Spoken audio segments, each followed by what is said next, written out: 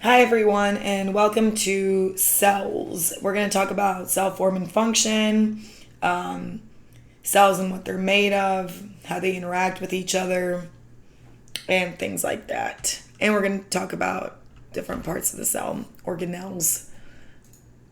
Organ systems have organs, cells have organelles. All right. So here we're looking at the cell membrane. So the cell membrane is the boundary of the cell. So this is the inside of the cell. This blue out here is the outside of the cell, extracellular fluid, watery environment. Cytoplasm is intracellular fluid, watery environment. And then right here we have our cell membrane. It's purple. The plasma membrane, it defines that boundary. So, like I said, cytoplasm is the inside fluid environment, and we call the side of the cell membrane that faces the inside of the cell, the cytoplasm, we call it the intracellular face. So what do you think this part is called that faces the outside, or the extracellular fluid? It's called the extracellular face. So, intracellular, extracellular, cell membrane. The membrane is made up of lipids or phospholipids. It's called the lipid bilayer or phospholipid bilayer. Either way is the right answer. You're going to hear me say phospholipid bilayer a lot because that's how I learned it. But if you see lipid bilayer, that is also right. So anyways, the cell membrane is made up of these lipids. So there's the head right here, this little ball, and then the squiggly tails right there. 75% of the cell membrane is made up of those. We also have these big purple proteins. The small ones here on the edges are called peripheral proteins because they're on the periphery, right, or the edge of the membrane. Whether it's inside or outside, all of those are peripheral proteins. Then we have integral proteins. Integral proteins go all the way through. They go all the way across the phospholipid bilayer or cell membrane. If you look at these lipids, so this head and this tail, notice that the heads are on the outside and the tails are on the inside of each layer. So the tails are actually made up of fatty acids. Do fats and water mix very well? The answer is no. So the intracellular fluid and the extracellular fluid are both very watery. The cytoplasm is watery, the outside is watery. So these tails are actually hydrophobic. They are scared of water. Water, phobic, scared of. Phospholipid tails, they're going to be pointing inward. They are scared of water. They are hydrophobic. Now the heads right here on the outside, they like water. We call them hydrophilic. Hydro water, philic, in love with. So the heads, they really like the water. They're on the outside. The tails are hydrophobic. They're on the inside. These little green guys outside of the cell membrane, they're called glycolipids. They're on the extracellular face only. And very quickly, it's sugar-like, so glyco, sugar. And it's part of something called the glycocalyx. And we'll discuss more of that when we talk blood typing.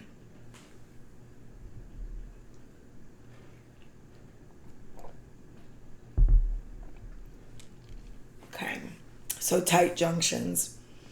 So here are some cells.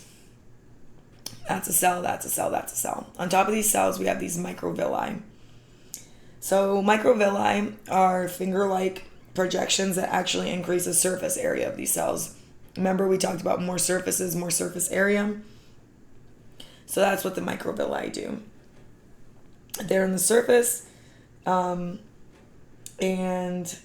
without adding any size, they're increasing the surface area for things like chemical reactions, or so that some things can pass through, or whatever needs to happen. Microvilli are here. They're on the surface of the cell, and they're very commonly actually seen in intestines. Side note, it's not a part of the slide. Sorry. But we also have small hair-like projections that are thinner and smaller than microvilli, and they're called cilia. Cilia are found in the respiratory tract, and they protect us from debris. They're small, hair-like, tightly packed, and they wave and they move that stuff out of us that shouldn't be in us, that debris. And as they move and wave, they move that stuff out through the trachea so we can cough out whatever debris is in there. I'm sure you can hear from my voice that my cilia are definitely working right now. We also have flagella. So flagella are not very common in humans. They can actually only be found in sperm cells. So they are the tails of sperm. The little whip-like tails, that is a flagella. And that's what helps the sperm be motile or moving. We also don't see a whole lot of pseudopods. Pseudo, false, pods, feet. They're not actual feet. But we don't see those too much in the body other than in formation on platelets.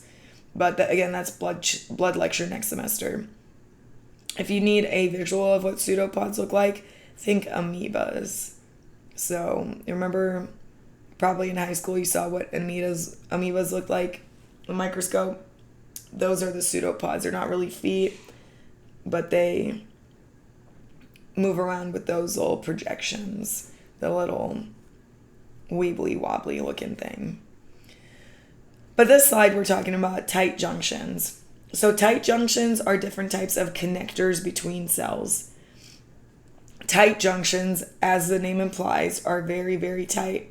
They have protein strands that actually lock the cells together and make them watertight where nothing can pass through. So they are the tightest connectors that don't let anything between them. Desmosomes are a little different. So the cytoskeleton, so cytocell, skeleton, those are these little filaments here. It gives desmosomes a little bit of shape and structure. And desmosomes basically, here the cytoskeleton comes together and forms a bond to keep the cells from slipping past each other. So it lightly holds them in place. Anchoring junctions bind adjacent cells together and help form an internal tension reducing network of fibers. Gap junctions, you're going to hear about a lot in anatomy, so definitely take the time to understand them. Gap junctions in this photo look like small flowers, but they are actually channels or tubes. So they actually do let things through from one cell to the next. Let things go in and out. Gap junctions, they provide a little gap between.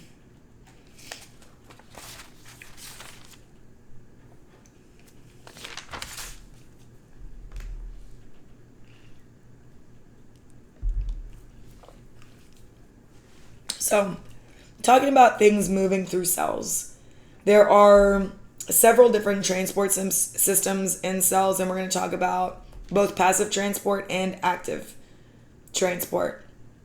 But we're going to talk passive first. So what makes it passive? The fact that zero energy is required for transport to take place. So we have diffusion on the left, and it goes, solutes go from an area of high concentration to an area of low concentration. So if there's a lot of molecules on one side, They're going to move over to where there's not a whole bunch of molecules on the other side to try and even out both sides. Later, we're going to talk about the movement of water with osmosis. So definitely make sure that you know here it's the movement of molecules, of solutes, not water. So molecules are moving from an area of high to low concentration until we reach basically till it evens out on both sides. Once we reach that balance, molecules are going to move back and forth at an even rate. And it's going to pretty much stay consistent on both sides once we reach that balance. Another type of passive transport is facilitated diffusion. All that facilitated means is that there has to be something to help it. So here,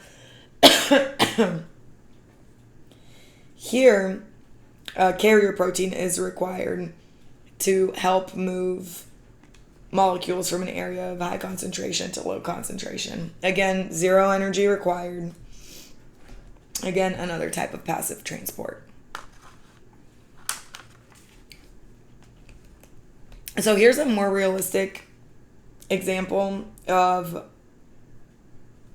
lipid-soluble solutes crossing the phospholipid bilayer to get from an area of high concentration outside the cell to an area of low concentration inside of the cell to come to a place where we're evened out. That's simple diffusion.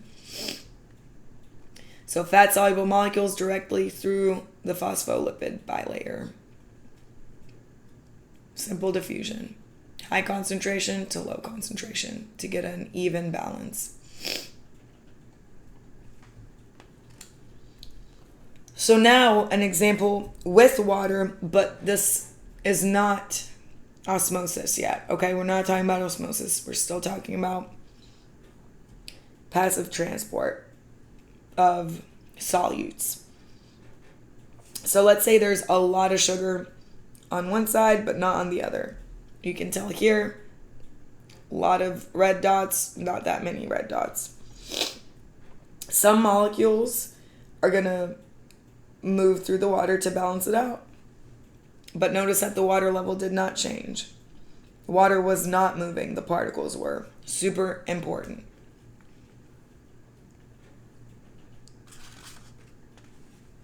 Okay, so now we're talking water movement with osmosis, okay?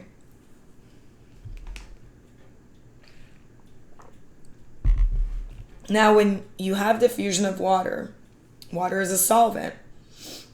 Water is moving instead, not the stuff that's dissolved in it, like in the previous slides.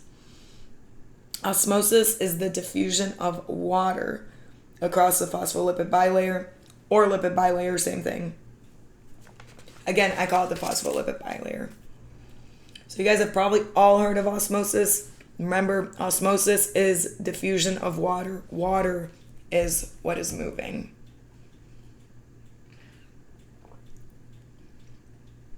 So regular diffusion and osmosis are both trying to balance things out. But with osmosis, what's essentially happening is that water is moving to dilute an area that has a high concentration of molecules. So water is moving from an area of low concentration to dilute the area of high concentration and reach some form of balance. So notice in these two pictures how the water level has actually changed. So osmosis pretty much kicks in if a membrane lets water move, but it doesn't let particles through, right? So that's when the water movement kicks in. If particles are able to move across a barrier, simple diffusion, right? But if only water can move across the barrier, that's when osmosis kicks in. And that's where we're going from an area where water is moving from an area of low concentration to an area of high concentration. Think about salt. Let's pretend like we're talking salt. The less salty water is going to move towards the more salty water to get it less salty and balance them both out. if that makes sense.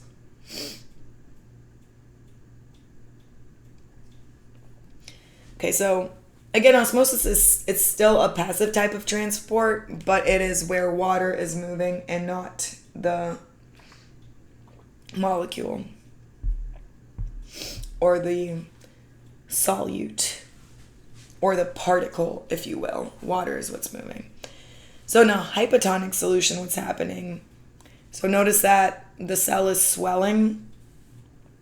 Well, that's because water is moving into the cell, because the water level inside of the cell is low. So low water inside the cell, more water moves in. Hypotonic solution. Water is coming into the cell to dilute it. Let's say the cell is super salty. Water is coming in to dilute it. Hypertonic over there on the right. In hypertonic, we'd say that there's more water inside the cell. The outside is super salty. So in a hypertonic solution, water would leave the cell to go to the salty outside, and the cell would shrivel up. In an isotonic solution, water and particles, it's the same. So there's even movement and the cell stays the same, right? Because there's always going to be even movement going in, out, in, out. So water moves to hypertonic areas. So what that means is water is going to be moving to, let's just say, salty area. And this right here is an example of blood cells, but it can happen in any cell. So hypotonic, hypo, low, water is going into the cell to dilute it. Hypertonic, the cell is the outside is saltier than the cell, so water is going to leave the cell to try and dilute the outside of the cell. So the cell shrivels up in hypertonic. And then isotonic is even.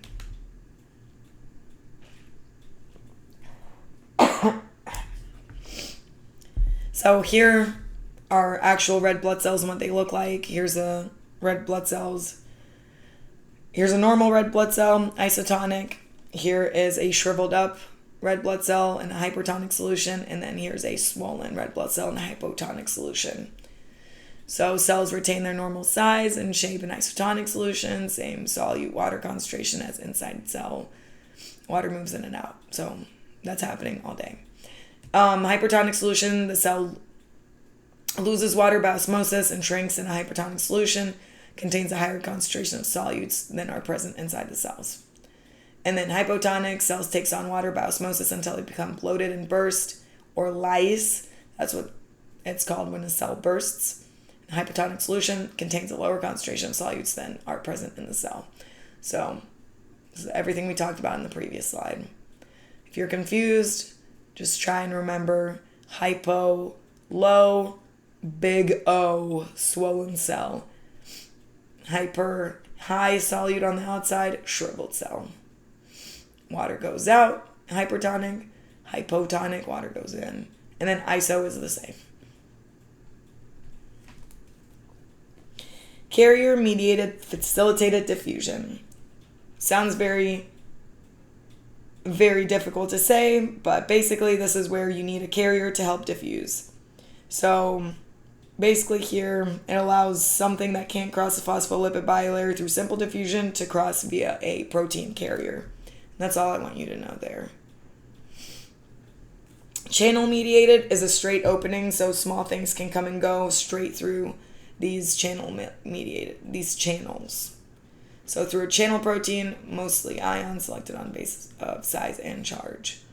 So we saw these earlier.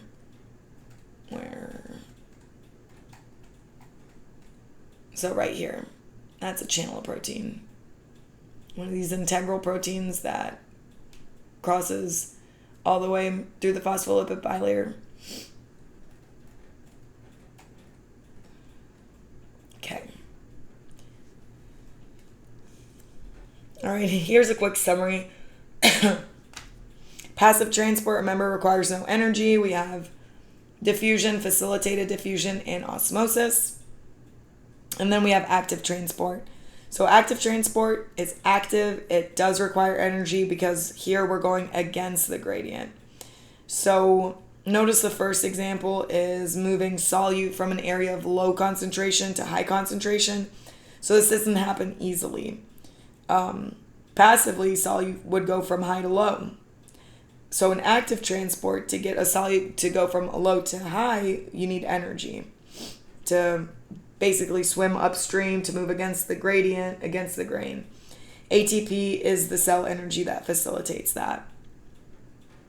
And then we have bulk transport, endocytosis or exocytosis. Endocytosis moves big particles in with these bubbles called vesicles. Pinocytosis, write this down, Pino cytosis is what it's called if it's a liquid. Phagocytosis, Phago cytosis, is if you're moving a solid.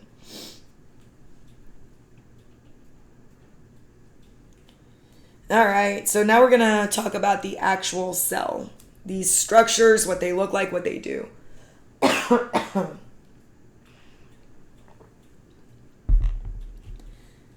This is an artistic rendition of what this looks like. Different cells have different numbers of all these different organelles. But for learning purposes, this is a beautiful, beautiful picture of everything that we're going to talk about specifically. All right, so the giant control center, the nucleus, is right here.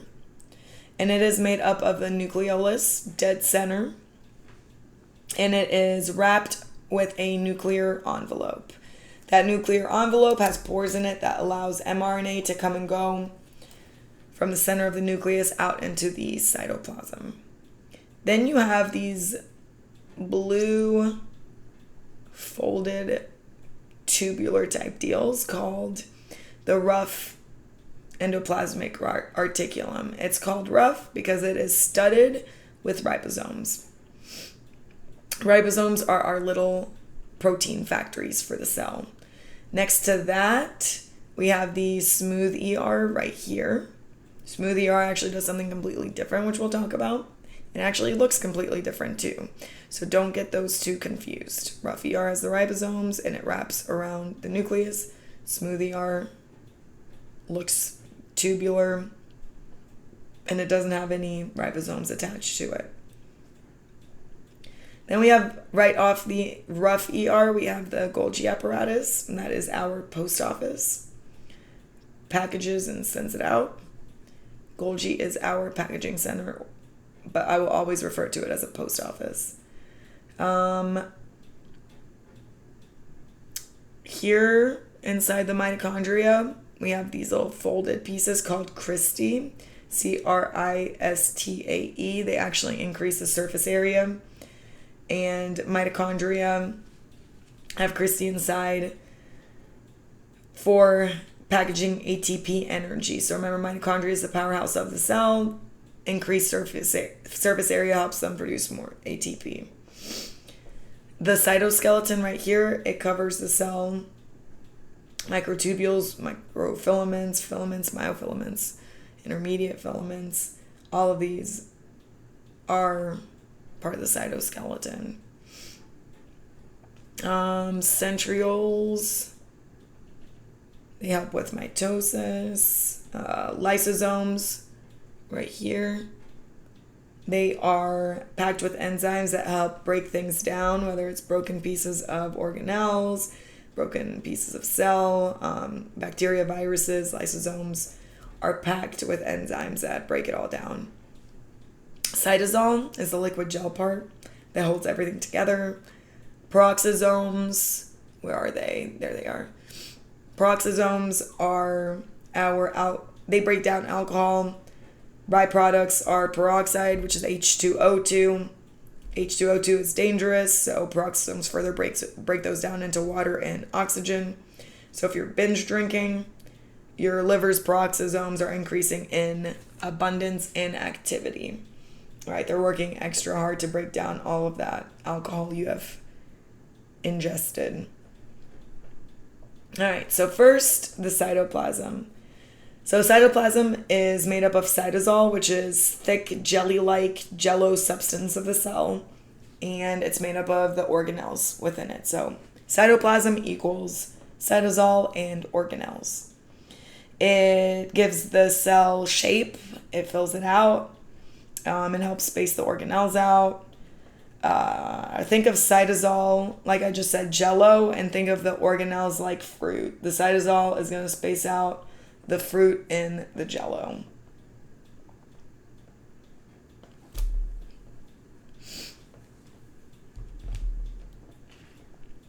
The nucleus is the control center of the cell. DNA is housed and copied here for cell division. When you need to make proteins, it makes a complement to DNA, which we'll talk about. On the surface of the nucleus, there are tiny pores called nuclear pores that allow information to be released. More on that later, with mRNA leaving the nucleus. Recipe in hand for protein synthesis. Uses that nuclear pore to get through.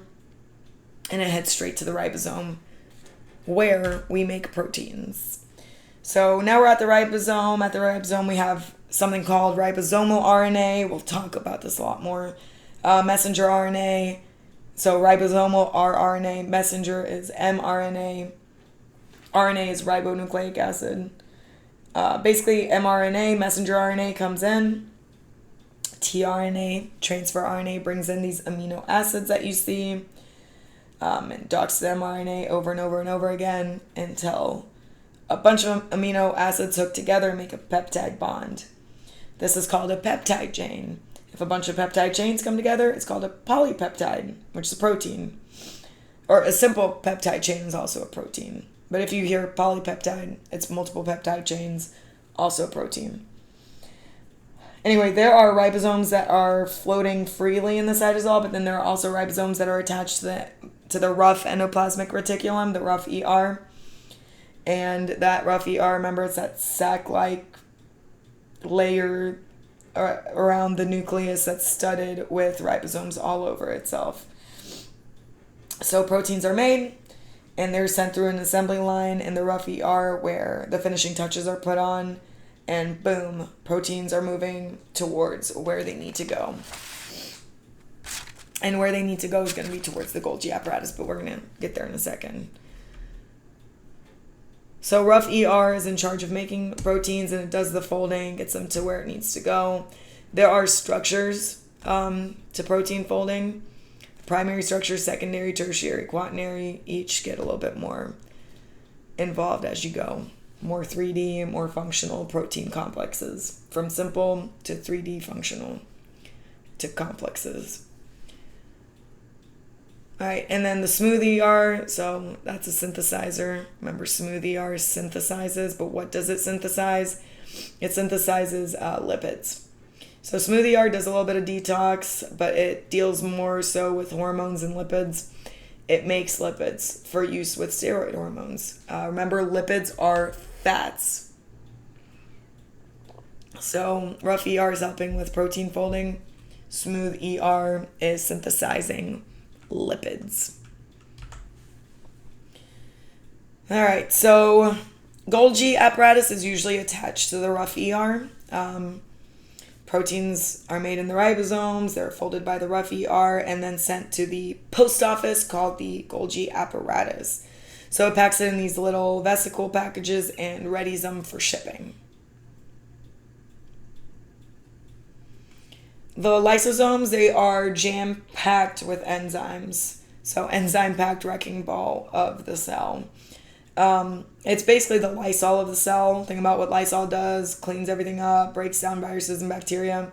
Lysosomes do that, but with enzymes. So whatever's broken, whether it's a piece of cell, whether it's an organelle, an invader, bacteria, virus, the lysosome breaks it all down so it's not harmful, so it can be recycled. And then peroxisomes, they, like I said, break down alcohol into peroxide, but because peroxide is toxic to us, it further breaks that down from the peroxide, which is H2O2, into water and oxygen, so H2O and O. Water, obviously good for the cell. Peroxisome, the peroxisome actually requires oxygen, so it breaks down the water, which is good for the cell, and oxygen, which it needs to do its thing. Lots of these are found in the liver cells, especially if you are drinking a lot of alcohol. The peroxisomes in your liver are going to increase in number and increase in activity and how hard they're working. And then last but not least, powerhouse of the cell, the mighty energy producer of the cell, mitochondria. So it synthesizes energy. That energy is called ATP, adenosine triphosphate. Mitochondria also modulates or controls energy in the cell. So when cells need more energy, you're going to find a lot more mitochondria in those. And that's it.